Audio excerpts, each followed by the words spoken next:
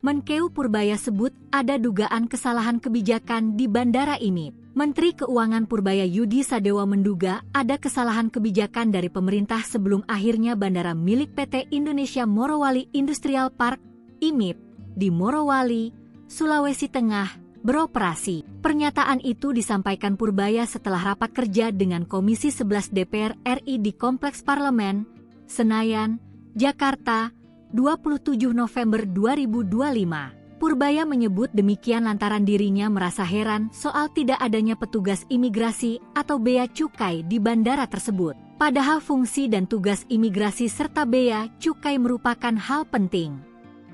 Keduanya berperan untuk melakukan filtrasi terhadap barang atau orang yang keluar masuk kawasan. Meski begitu, Purbaya tidak menjelaskan secara detail soal kesalahan apa yang dimaksudnya itu. Lantaran, dirinya baru masuk di pemerintahan saat ini dan tidak terlihat langsung dalam pembuatan kebijakan di Bandara IMIP tersebut.